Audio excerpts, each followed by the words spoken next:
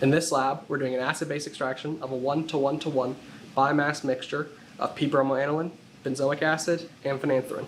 So we have 3 different compounds we're separating. They're all different types of compounds. So we have an amine in the p-bromoaniline, a carboxylic acid in the benzoic acid, and a hydrocarbon in the phenanthrene. An acid-base extraction is a liquid-liquid extraction that's going to allow us to easily separate these compounds by changing the pH of the system. And everything stays in liquid form until we're ready to precipitate out our solids at the end, and then get a mass reading on each solid and calculate a percent recovery. Alright, so the first thing we're going to need to do is get our 1:1:1 mixture of our 3 reagents, and we need about 500 milligrams of it. So, got the weigh basket on the balance already, and we're going to weigh out about 500 milligrams, so about half a gram.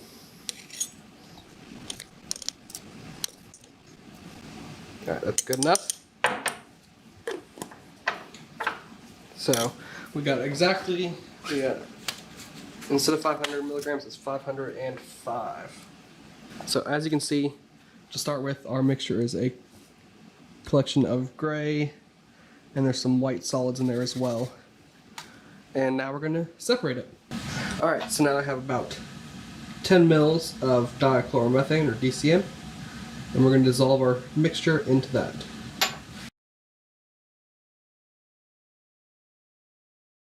So we shook it around for a little bit, and I had to add about an extra mil of dichloromethane to get it to some of the bigger pieces to dissolve. Now, our next step is going to be transferring this to a separatory funnel so that we can separate our 3 compounds out. Alright, so this is our separatory funnel. It's a piece of glassware that makes it really easy to separate layers out from something. It has a stopcock on it that functions similarly to, if you remember, a burette. Right now it's closed, so this lines up with the hole inside. And now the hole goes this way, and it will allow liquid through. So, first one will always make sure it's closed. Make sure when you put liquids in, nothing's going to spill out. I got a ring stand here just to help hold it in place. And then we have the top here we're going to take off and add in our mixture. Alright, so now we're going to add in our mixture. Again, making sure it's closed.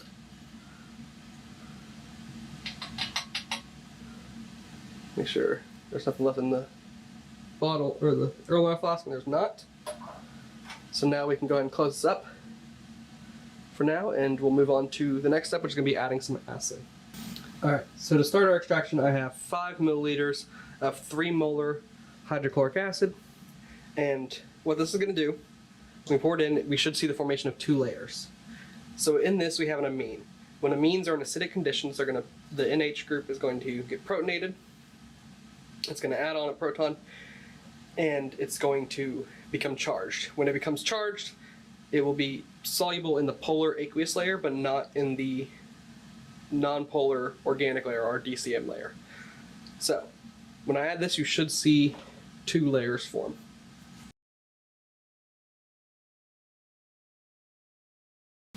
So as you can see right there, we have 2 layers. That top layer is going to be our aqueous layer. That is going to be more acidic, and the bottom layer is going to be our organic or DCM layer. So at this point, we're going to shake up the mixture a little bit to encourage the amine to dissolve in the aqueous layer so that we can separate it out. So when it comes to shaking or separating, or gently mixing liquids in the separatory funnel, the main thing you want to avoid is an emulsion. So if you just shake it really violently, in some situations you may form an emulsion. So it's usually good to shake it gently and rock it back and forth, because that emulsion may take days, weeks to separate.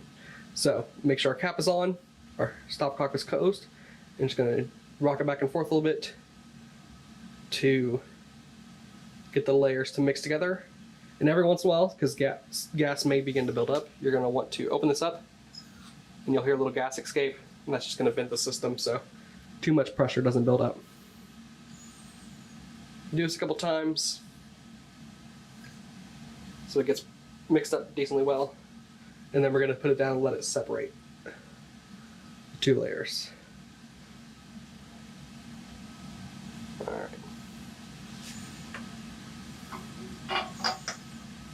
Alright, so our next step is we're going to dispense out the 2 layers, and we're going to put the organic layer to the side. So right now, our organic layer has our carboxylic acid, benzoic acid, and our hydrocarbon, which is phenanthrene, and our top layer should have our amine, which is p-bromoaniline.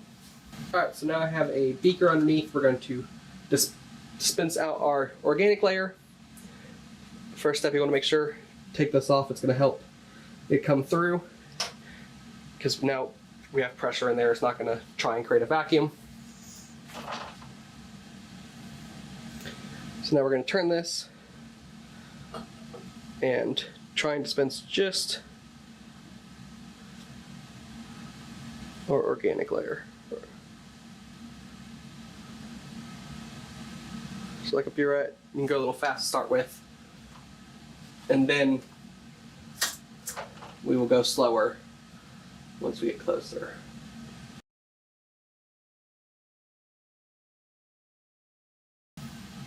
Alright, so that should be all of our DCM in there. Make sure it's closed so the last couple drops come through. And so now we're going to put our DCM to the side. Alright, so I have an Erlenmeyer flask now labeled AE for acidic extract. I'm going to put it underneath. We're now going to drain out our acidic layer, and in that should have our p-bromoaniline. We're also going to repeat what we just did in order to extract even more of any that was left in the DCM layer. So, same as last time. We'll take this acidic extract, we're going to combine it again, and then we're going to cool it in a nice water bath.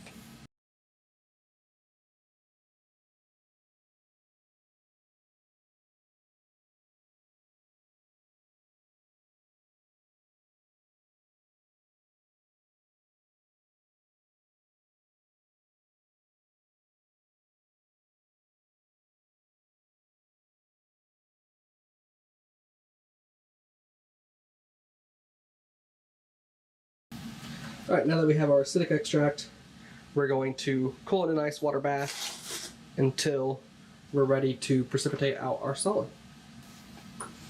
Alright, so now we have our DCM layer, which is still crashing out, so you may want to mix it up a little bit before you pour it back in. And in this should be our hydrocarbon and our carboxylic acid. So now we want to separate those two. So we'll pour back into the separatory funnel.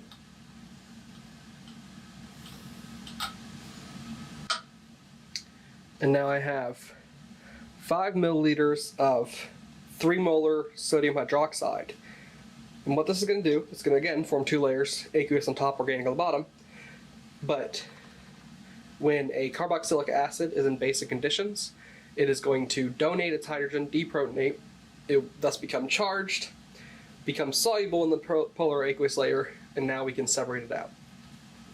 So we're going to take our pour in our sodium hydroxide, make sure it's the 3 molar, and we'll yet again see 2 layers form. Put our cap on. Our bottom layer should have our hydrocarbon, and our top layer should have our carboxylic acid, which in this case is benzoic acid. Now we're going to do the same thing we did earlier. Shake it gently to mix the 2 layers together.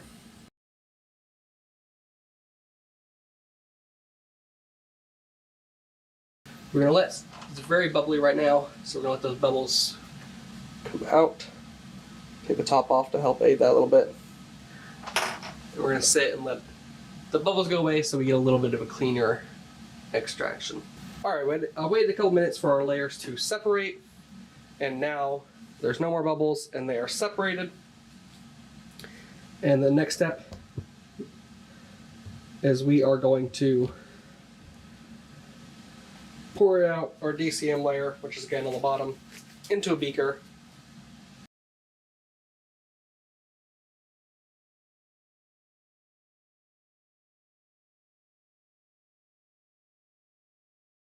Alright, so now I have a Erlenmeyer flask labeled BE for basic extract.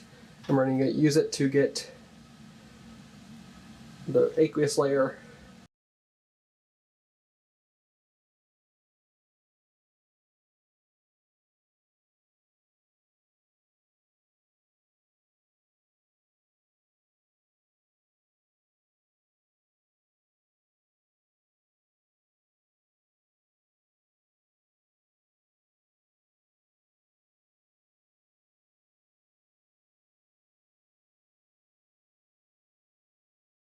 Alright, so when you perform this experiment on your own, it may be easier to use a separatory funnel that has a long end like this rather than the ground glass trying to translucent end like that, just because this will allow you to get in those Erlenmeyer flasks better since we're collecting such a small volume. I'm running into the problem here of where these are virtually the same size, so I brought over a funnel that should help us collect it a little bit easier and with less mess.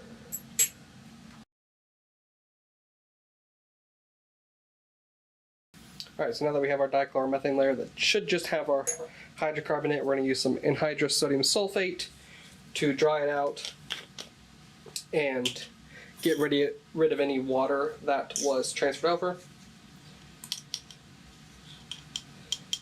We don't need too much, there's not really... The point of really to know when to stop is when it stops clumping together.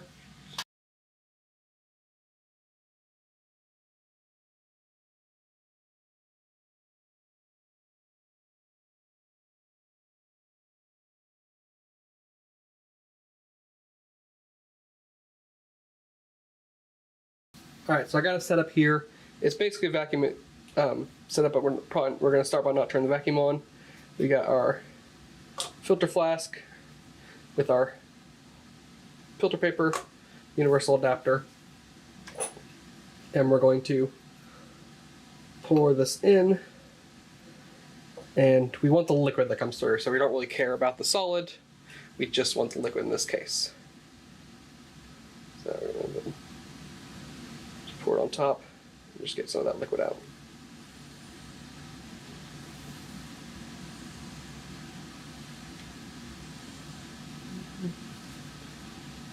Alright, I'm going to use a little bit of DCM just to rinse this off and transfer a little bit more. Alright, so I just pour a ml or two of DCM in here just to help get any of the solid that's in the sodium sulfate. Alright. And it's transferring through pretty well. So I'm not going to turn the vacuum on, actually. I'll turn the vacuum on just a little bit, just to help transfer through the last couple drops of DCM. Alright. You want to use as little DCM here as possible because the more DCM you use, the more DCM you're going to have to evaporate. So we got a pretty good amount in here. Now we're going to get that transferred into a beaker so that it has some more surface area and it can evaporate it out. In the procedure, it's going to tell you to use air. Our air is currently not working in the building, so we have two options. We can let it sit and just expose to room temperature and it's going to evaporate a bit slower. We do also have the rotovap, so if it's not evaporating fast enough, we may take it over to the rotovap. But we still got to precipitate out our two other reagents, so I think leaving this to the side in a different beaker will allow it to evaporate it well enough for us. Alright, so we transferred it over to another beaker. And this, we're going to set off to the side for now just to evaporate as much as we can. And then if it's still got a lot left on it, we will rotovap it. I'll just put it back there for now.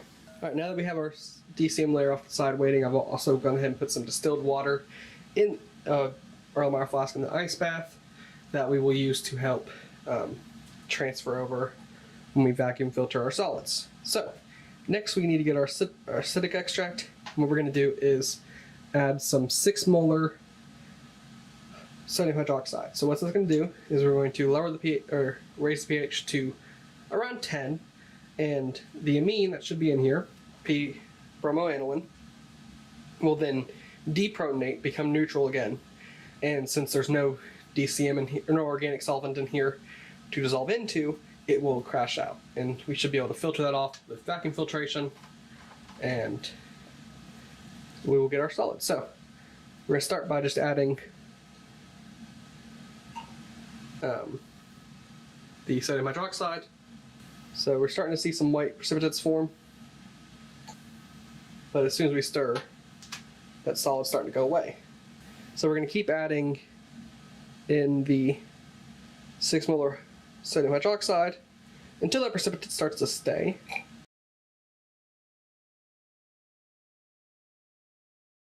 That looks like it may have been enough.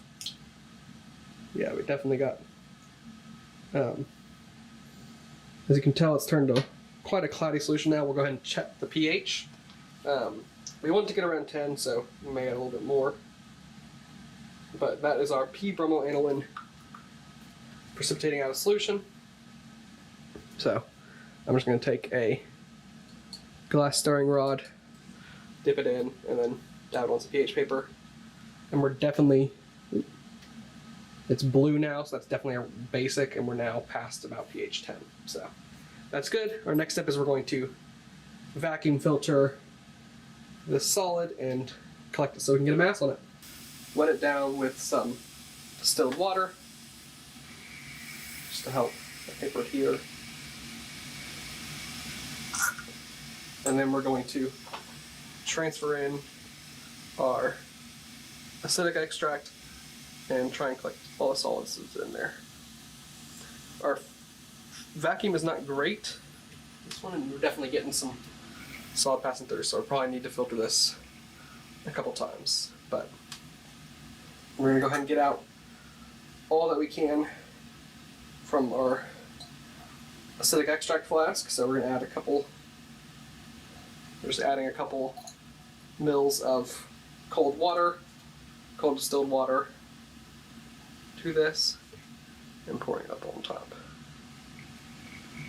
So we're definitely getting a lot of transfer into our filter flask. So when this happens, you can often just refilter it again. Alright, so I've got a new filter flask. We're going to try and collect all the solids in here. I'm pouring it fast. And alright, looks like it's coming out a lot clearer now. Let's hope. And again, we're going to rinse our flasks with some excess water just to get all that solid that we can. So I'll just put a couple more mils of water. Yeah, we're definitely getting some solid. Alright. A couple more mils of water. Shake the flask around, get the liquid all throughout. And get as much solid as you can. Looks like there's still some in the bottom here, so I may scrape that up a little bit and try and get some of that.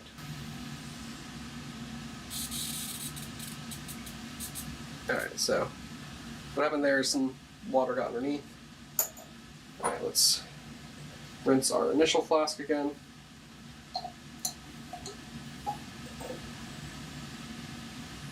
So yeah, sometimes if it doesn't work the first time, you may have to filter again, which is not too big of a deal. You just want to make sure you got as much solid as possible up top and as little as you can in the beaker down below. So I think that's as good as we're going to get. So we got all our solid up in the filter paper. I'm going to let it dry out as best as it can so that we don't get any erroneously high measurements. Our next step is going to be basically doing the same thing, except instead of adding base, we're going to be adding acid to our basic extract in order to get a precipitate. Alright, so now while the acidic extract solid is drying, we're going to turn our attention to our basic extract. And I have a couple mils, about 6 mils or so, of 6 molar hydrochloric acid. And this time we're going to do the same process. We're going to add it until we can get a precipitate. And what's happening is our benzoic acid, or our carboxylic acid in this experiment, is currently charged right now, but as we make it more acidic, it will deprotonate, it will protonate again, and become neutral again. There's no water for it to dissolve into, so it crashes out and we can separate it via filtration. So same thing as last time, we're going to add until our precipitate forms and stays. I'm just going to add a couple drops to start with, and there is a grayish looking precipitate starting to form.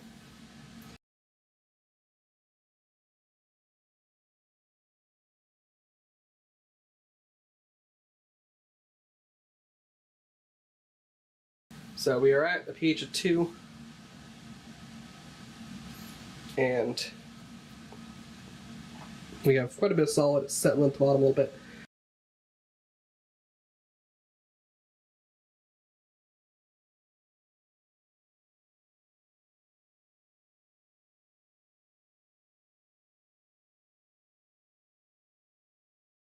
so we have our DCM layer is almost evaporated.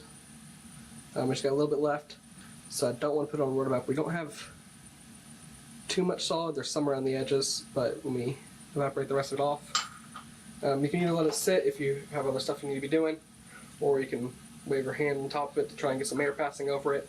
So the rest of our DCM has evaporated. As you can see, there is quite a bit of solid in there. I'm not sure how good it's shown up on camera. It's kind of a whitish off-white, some yellow color to it. So this is our solid. Those little bumps you can see is the solid we collected. So my goal is to get a mass on it, so we're going to try and get it off the filter paper by scraping it to get... When you're doing this, you want to be careful not to scrape the filter paper too hard, because then you can get some really high, because you're getting like actual just paper in your sample for mass. So we're going to get off what we can. I don't expect a very high, since we had a lot of loss in the filter flasks on this one. But we should be looking for about a 0.1 gram for each of these. So this one's definitely not going to be as good or ideal.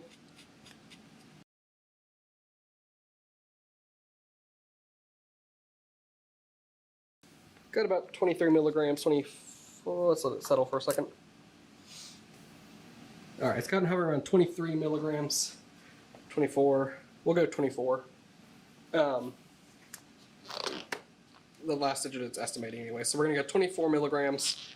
Alright, so as you can see, this is our p-bromoaniline solid. It's white, powdery solid. So this is our benzoic acid product. You can tell it's still white powder, but it's also got a little bit of shine to it. This came from our basic extract that we then added acid to get it to crash out. And we're going to go ahead and get a mass on it, so let's get that.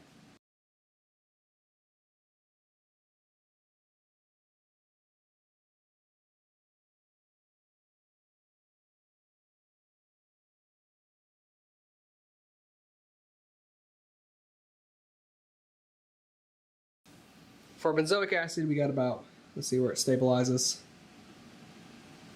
0.72 grams, or 0.072 grams, which is better. Still not perfect, but nothing really ever will be. And as I said, it's a white solid that came off kind of flaky and is definitely has shine to it. Alright, so this is our phenanthrene. This is what was in the DCM once we dried it out. I'm going to attempt to scrape up as much as I can and get it on the balance to get a mass on it. So I'm just basically scraping along the edges, getting all that was crashed out on the sides and collecting as much of the salt as I can. Looks like we got a decent amount down there. So let's go ahead and get it poured onto there. Alright, so we got about the same as pretty close to the benzoic acid. I'm going to scrape up a little bit more so we can get some more on there, pour it in, so we can just get as much of a reading as we can. Alright, so about the same, a little bit more than our benzoic acid. Alright, let's let that settle down for a second. Alright, we'll go ahead and set 0.081 grams. So, as for appearance, it's a off-white, almost a little bit of yellow in it. Powder, pretty fine. And so, just to recap, we started with a 1:1:1 mixture of the three compounds, benzoic acid, p-bromoaniline, and phenanthrene. We separated them out. We got our p-bromoaniline, our benzoic acid, and our phenanthrene. Now we are going to calculate a percent recovery. In order to do that, we take our total mass, which is 505 milligrams, divide by 3 to get 168 milligrams. Then we divide our experimental masses by that 168 milligrams. So we get a percent recovery of the p-bromoaniline as 14%, the benzoic acid at 43%, and the phenanthrene at 48%.